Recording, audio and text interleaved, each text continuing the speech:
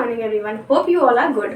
तो आज का हमारा जो टॉपिक होगा वो होगा लाइट जो हमारा चैप्टर है वो क्लास 9 और क्लास 10 दोनों ही फिजिक्स में होता है और ये बहुत इंपॉर्टेंट भी होता है। अब सबसे बड़ा क्वेश्चन ये होता है व्हाट इज अ लाइट।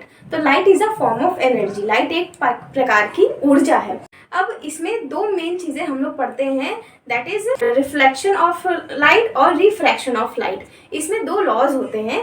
वो लॉज बेसिकली बच्चों को समझने में बहुत ज़्यादा प्रॉब्लम होती है, ना तो ये याद होते हैं और ना तो ये इसमें लिखने में हमें इजी पड़ता है। तो आज हम बहुत इजी तरीके से आपको समझाते हैं कि लाइट में जो दो लॉज हम पढ़ते हैं, रिफ्लेक्शन और रिफ्रैक्शन, वो क्या होता है। तो सबसे पहले बात करते हैं हम लोग रिफ्लेक्शन की।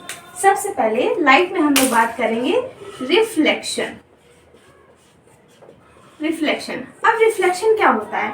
रिफ्लेक्शन होता है लाइट का किसी स्मूथ सरफेस से टकरा कर, यानी कि इंसिडेंट होगी लाइट उस सरफेस पे और रिफ्लेक्ट बैक हो जाएगी, मतलब वो वापस चली जाएगी। सपोज दैट ये हमारा कोई सरफेस है, ठीक, ये इधर पॉलिश है और इधर स्मूथ है।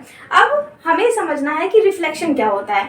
आप एज्यूम कर लीजिए कि ये नॉर्मल है, ठीक है। नॉर्मल क्या होता है? नॉर्मल एक इमेजिनरी लाइन होती है जो इस सरफेस के परपेंडिकुलर होती है, ठीक है। अब रिफ्लेक्शन को समझने के लिए आप सपोज करिए कि लाइट हमारी इस डायरेक्शन में आ रही है और इस सरफेस पर इंसिडेंट होगी।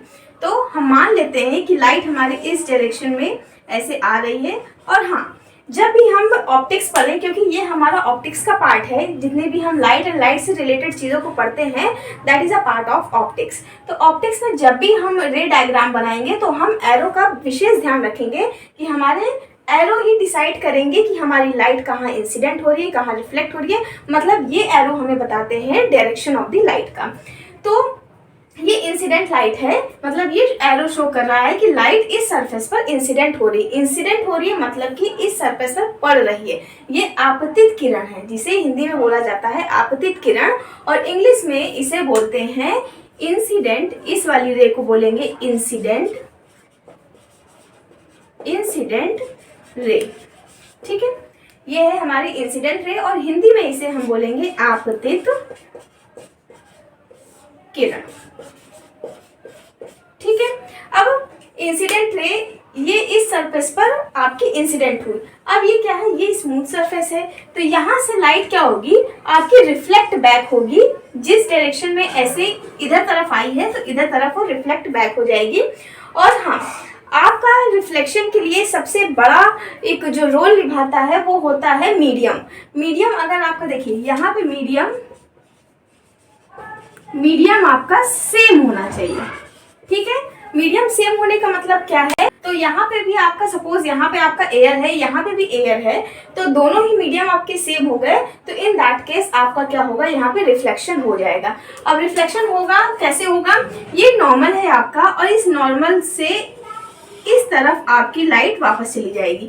मतलब कि ये लाइट जो इंसिडेंट हुई और इधर क्या हो गई? लाइट रिफ्लेक्ट बैक हो गई, मतलब कि वापस चली गई। अब यहाँ पे जो दो मेन फंडामेंटल लॉज आपके आते हैं, लॉज ऑफ रिफ्लेक्शन जिसे बोलते हैं, अगर आपको ये फिगर माइंड में है तो आप उस लॉ को सिंपली एक्सप्लेन कर सकते हैं। कैसे? अब ये आपकी लाइट इंसिडेंट हुई, इसलिए इसे इंसिडेंट रे कहा जा रहा है। ये लाइट आपकी रिफ्लेक्ट हुई, इसीलिए इसे रिफ्लेक्टेड रे कहा जाएगा। This is reflected ray. ये आपकी रिफ्लेक्टेड रे होगी, जिसे कि हम लोग बोलते हैं परावर्तित किरण। फिनोमेना हम ये पढ़ रहे हैं, इसे बोलेंगे परावर्तन का नियम, जिसे हम लोग बोलते हैं इंग्लिश में रिफ्लेक्शन ऑफ द लाइट। अब यहाँ पे जो नियम है, इसके दो नियम है परावर्तन के, यानी कि लॉज ऑफ रिफ्लेक्शन की हम बात करें, लॉज ऑफ रिफ्लेक्शन की हम बात करें तो इसमें दो मेन लॉज होते हैं। हम यहाँ पे इस फिगर को देखते हुए ही उन दोनों लॉ को बहुत इजीली एक्सप्लेन कर सकते हैं। वो लॉज क्या है? मान लीजिए आपका ये परपेंडिकुलर जो नॉर्मल है, ये इस इंसिडेंट लाइट से कुछ एंगल बना रहा है, that angle is theta and that angle is incidence angle, जिसे हम बोलेंगे इंसिडेंस एंगल। समटाइम इसे थीटा भी लिखा जाएगा। बस थीटा और आई ये डिनोशन है, किसका डिनोशन है? जो आपका एंगल बन रहा है नॉर्मल और इंसिडेंट लाइट के बीच में। तो आई जो है आपका एक एंगल है, angle between the normal and the incident ray.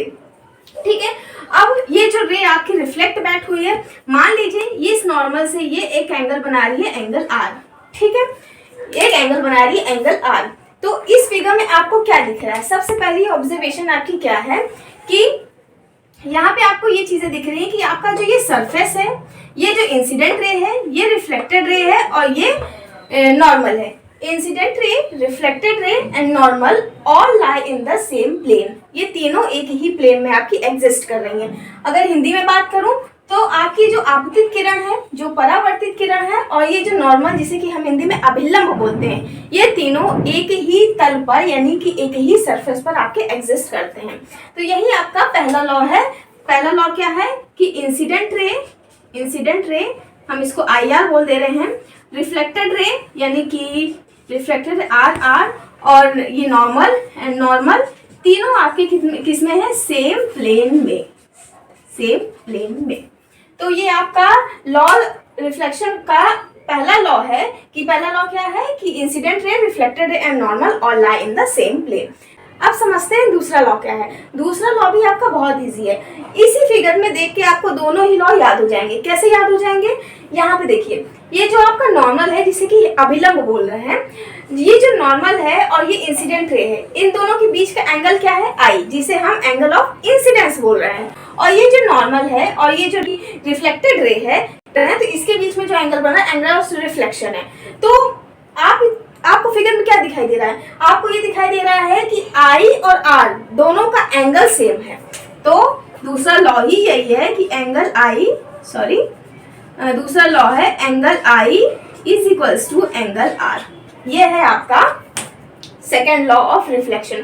तो ये बहुत आसान है। एग्जाम प्रोस्पेक्टिव से क्लास 9th हो या क्लास 10th हो, CBSE हो, ICSE हो, कोई भी बोर्ड आपका हो, ये आपका एक ऐसा टॉपिक है जो पूछा ही जाता है। इस पे बेस्ड न्यूमेरिकल्स भी होते हैं, उसे हम बाद में डिस्कस कर लेंगे।